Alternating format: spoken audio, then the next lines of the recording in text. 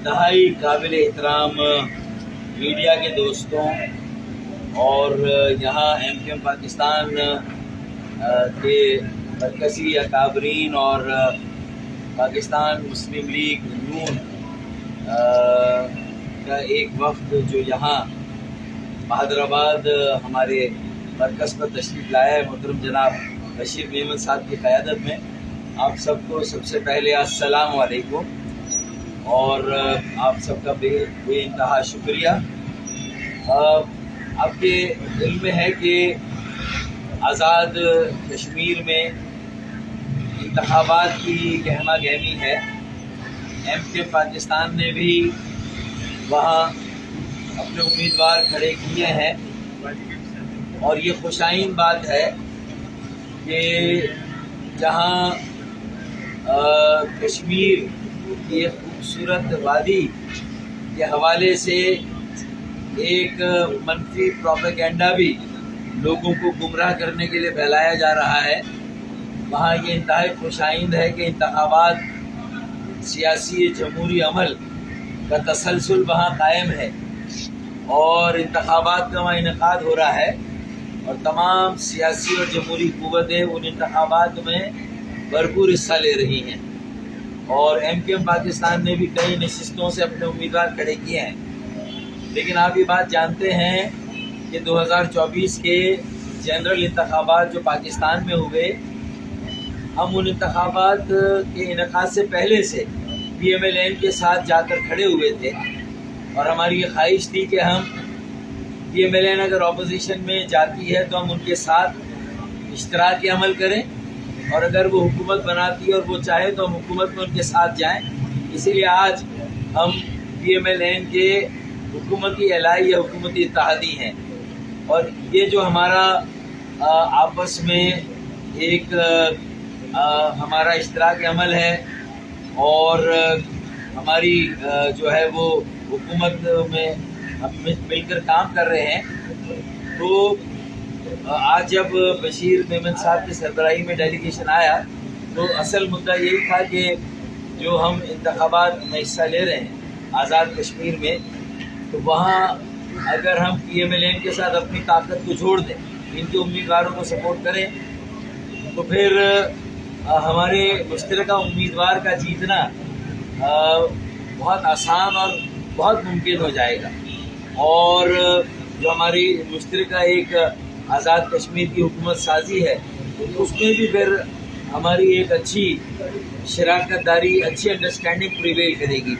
تو میرے خیال میں اس جو ہماری موٹی گفتگو موٹی اس پر بشیر میمن بھائی کے ڈیلیگیشن نے بھی اتفاق کیا کہ ظاہر ہے کہ ہم یہاں بھی شراکت دار ہیں۔ انشاءاللہ تعالیٰ کشمیر میں بھی جب حکومت سازی ہوگی جو بھی فیصلے ہوں گے ہم مل کر کریں گے انشاءاللہ تعالیٰ، وہاں پر بھی ہماری فیصلے مشترکہ طور پر ہوں گے، تو یہ ایک اچھی بات ہے، خوشائن بات ہے۔ اور پھر خاص طور سے چونکہ آپ سندھ میں پی ایم ایل این کے صدر ہیں، تو جو ہماری باجی ہیں سائمہ فرید باجی، سیدہ سائمہ فرید باجی جو کشمیری ہیں اور جو کہ کشمیر کے مہاجروں کی نشست پر الیکشن لڑ رہی ہیں اور 3 مہینے سے کیمپین کر رہی ہیں، تو ہم نے ان سے بھی مشورہ کیا اور انہوں نے بھی کہا کہ جو پارٹی کا فیصلہ ہے وہ مجھے منظور ہے۔ تو ہم نے اس موقع پر 2 باتیں جو ہماری ہو رہی ہیں مسلسل، 148 آئینی ترمیمی بل، 26ویں نہیں ہوا آئینی ترمیم میں، 27ویں میں پرائم منسٹر نے شہباز شریف صاحب نے کہا کہ میں خوشخبری دیتا ہوں، لیکن کسی وجہ سے مصلحتاً پیچھے ہٹنا پڑا اور یہ بل رہ گیا۔ فیصل داس بھائی نے ابھی انٹرویو میں کہا ہے کہ کابینہ میں اس بات میں مکمل اتفاق رائے کہ ایم کیو ایم کا یہ آئینی ترمیمی بل پوری کابینہ کا بل ہے، پوری حکومت کا بل ہے اور یہ ہمارا بل بھی ہے اور انشاءاللہ تعالی ہم اسے آگے جا کر اسمبلی میں فلور پر بھی لائیں گے، اس پر بحث بھی ہوگی اور انشاءاللہ اس پر ووٹنگ بھی کرائیں گے اور پی ایم ایل این اور ایم کیو ایم اور باقی جو ہماری جماعتیں وہ ووٹ دیں گی اس پر اور انشاءاللہ تعالی ہم اس بل کو پاس کرائیں گے۔ دوسرا ہمارا دیرینہ مطالبہ گورنرشپ ایم کیو ایم کی تھی پی ڈی ایم 1 میں، پی ڈی ایم 2 میں بھی آپ نے ہمیں دی، آپ کے اپنے کوٹے کی تھی آپ نے ہمیں دی، یہ ہمارا ایک بنیادی حق ہے جو ایک عرصے سے وہاں پر تسلیم شدہ ہے. ہر سیاسی جماعت یہ تسلیم کرتی ہے کہ جو میجورٹی پارٹی ہوگی سندھ کے شہروں کی گورنرشپ اسی کی ہوگی. ہمارا مینڈیٹ ہے ہمارا گورنر ہونا چاہیے, ایک آئینی عہدہ ہمارے پاس ہونا چاہیے. ہماری گورنرشپ اور ہمارا عوامی گورنر ہمیں واپس ملنا چاہیے. ہم نے کہا ہے کہ یہ جا کر اصرار کریں, اپنے بڑوں سے بات کریں, اور چونکہ ہم نے بار بار اس مطالبے کو دہرایا ہے اور آپ کے یہاں بھی اس کی آپ کی اعلیٰ سطح پر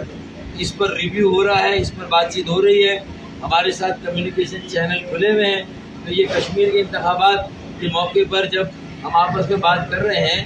تو ہمارے اتحاد کو مضبوط اور مستحکم بنانے کے لیے 140 اور گورنرشپ یہ ہمارے لیے انتہائی اہم ہے. اور باقی ہم نے بہت ساری باتوں پہ سمجھوتے کیے ہیں, لیکن اس پر ہمارے لیے سمجھوتا کرنا مشکل ہے. تو بشیر میمن صاحب انشاءاللہ اسی سیریسنس کے ساتھ, سنجیدگی کے ساتھ ہماری ان دو مطالبات کو بھی اوپر رکھیں گے, اور کشمیر کی حکومت سازی میں جو شراکت داری کا تقاضا ہے اس میں MQM پاکستان کو بھی شامل رکھیں گے. تو یہ 3 باتیں بنیادی طور پر ہم نے کی ہے. مجھے امید ہے کہ یہ انتخابات کشمیر میں ہم جیتیں گے, PMLN جیتے گی, اور PMLN جیتے گی اس کا مطلب ہے کہ MQM پاکستان جیتے گی. اور ہم انشاءاللہ تعالی یہاں جو سائمہ باجی ہیں یہ بھی نعیم بھائی کے ساتھ جو PMLN کے امیدوار ہیں مہاجرین کی سیٹ پر, ان کے ساتھ یہ الیکشن کیمپین کو 3 ماہ سے چلا رہی. انشاءاللہ یہ جو اپنی اسٹرینتھ ہے, اپنی طاقت, اپنے ووٹ انشاءاللہ ان کے ساتھ جوڑے گی, اور نعیم بھائی بھی انشاءاللہ کامیاب ہوں گے. اور میں نعیم بھائی کو پیشگی مبارکباد بھی پیش کرتا ہوں. اور جو دیگر ہمارے کشمیر کے امیدوار ہیں انشاءاللہ انہیں بھی آج شام یا کل تک انشاءاللہ ہم انہیں بھی بیٹھنے کے لیے کہہ دیں گے, اور وہ بھی امیدوار انشاءاللہ بیٹھ جائیں گے. تو ہم نے تو دیکھیں ایک مرتبہ پھر اپنا ہمارے پاس جو کچھ تھا وہ PMLN کی جھولی میں ڈال دیا اور ان کے حوالے کر دیا, اس امید کے ساتھ کہ یہ بھی پاکستان کے کثیر الجہتی معاشرے, کثیر السیاسی جو سیاست ہے اس کا حق ادا کریں گے, اپنا فرض پورا کریں گے, اور جو ہم سے وعدے وعید کیے گئے ہیں وہ پورے ہوں گے انشاءاللہ تعالیٰ. مجھے یقین اربن پیکیج بھی اس میں آخر میں ہے, لیکن جو ہے 140A آئینی ترمیم, گورنرشپ اور کشمیر کی حکومت سازی میں شراکت داری, اور پھر اربن پیکیج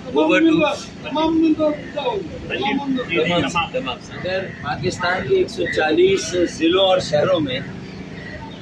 لوگوں کو اختیار دیا جائے, بلدیاتی نظام مضبوط اور مؤثر اور باوسیلہ اور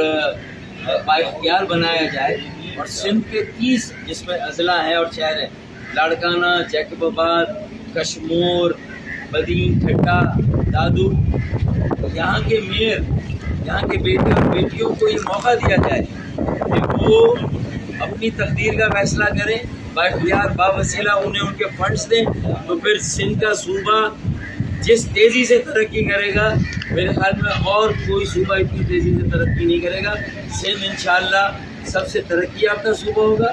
سب سے تعلیم یافتہ صوبہ ہوگا انشاءاللہ, جس روز ہم نے اپنے میئر, مقامی حکومت اور بلدیاتی اداروں کو بااختیار اور مؤثر بنا دیا پورے سندھ کے انشاءاللہ.